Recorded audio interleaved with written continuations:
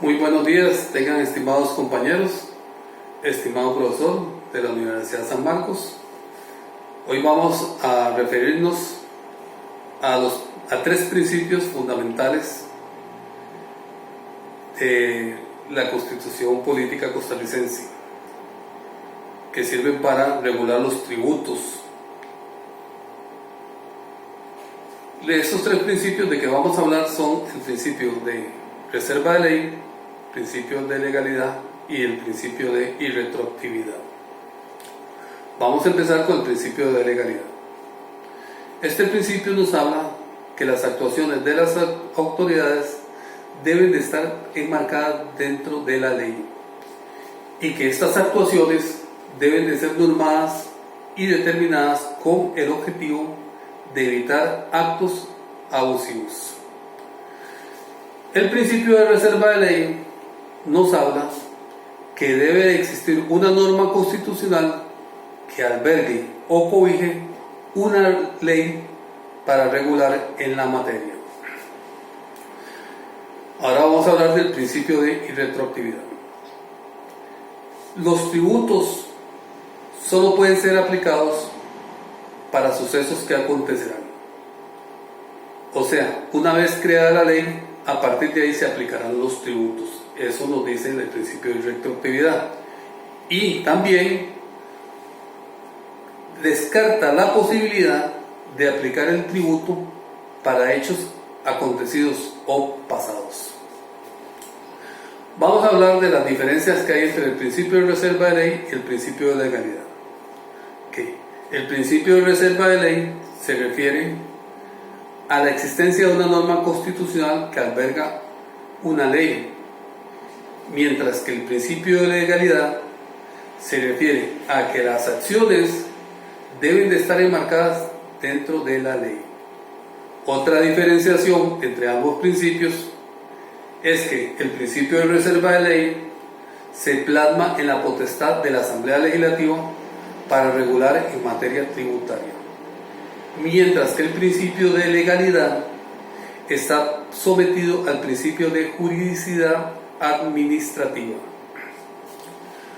Los principios formales son llamados así porque brindan las normas para constituir el tributo y se fundamentan en artículos expresados en la Constitución Política de la República. Los principios materiales no están enunciados en la Constitución Política de la República, sino que se derivan del análisis político y filosófico de una sociedad organizada bajo los conceptos de Estado de Derecho, de un régimen constitucional, de democracia y de libertad.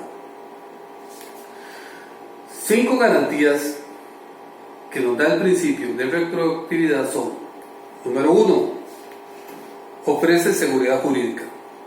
Número 2, protección a los derechos adquiridos. Número 3, protección de situaciones jurídicas consolidadas. Número 4, irretroactividad de la jurisprudencia. Y número 5, no aplicación de una sanción más gravosa si la anterior era más favorable. Ahora vamos a hablar de la pandemia del COVID-19 y las actuaciones del gobierno de la República y de la Asamblea Legislativa. Debido a la amenaza de la pandemia del COVID-19, el gobierno ha tomado medidas que limitan algunas garantías constitucionales. La aplicación de un estado de excepción es primordial para brindar al Estado las herramientas para combatir esta pandemia, que no se puede realizar con trámites ordinarios. Estas medidas tienen su asidero por disposición del Ordinal 121, inciso 7 de la Constitución Política y el Ordinal 140, inciso 4 de la Constitución Política, que habla más o menos de que la Asamblea Legislativa tiene la potestad de suspender los derechos y garantías individuales que expresamente se señalan en el texto constitucional durante los periodos de sesiones legislativas. Por su parte, el Ordenal 140, inciso 4, nos habla que el Poder Ejecutivo tiene el derecho de hacer exactamente lo mismo, pero con la condición de que debe enviar el texto de la regulación de los derechos y garantías individuales a la Asamblea Legislativa. Entre algunas garantías que se ven afectadas por el estado de excepción que impone el Gobierno de la República y que lo podemos constatar diariamente, está la libertad de tránsito, que está garantizada en el artículo 22 de la Constitución Política de la República.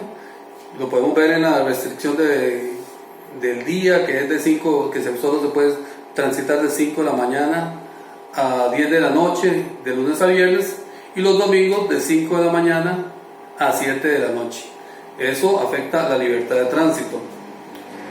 Podemos hablar de la libertad de domicilio, que está garantizada en el artículo 23 de la Constitución Política, y la libertad de reunión, que está garantizada en el artículo 26 de la Constitución Política de la República. Ahora vamos a hablar de la relación entre los principios formales y las municipalidades. Esto podemos hablar de que la relación entre estos dos, entre los principios formales y las municipalidades, se ampara en los artículos 170 y 121 de la Constitución Política de la República de Costa Rica. El artículo 170 se refiere a que las municipalidades tienen autonomía y por lo tanto pueden crear impuestos o tributos. Mientras que el artículo 121 nos habla que una vez creado el tributo, las municipalidades deben o requieren de la aprobación de la Asamblea Legislativa para que entre a regir el tributo. Por consiguiente, los impuestos o tributos que crean las municipalidades deben estar regidos y respetar los principios formales de reserva de ley, de legalidad y retroactividad para que entren a regir. Muchas gracias y éxito para todos.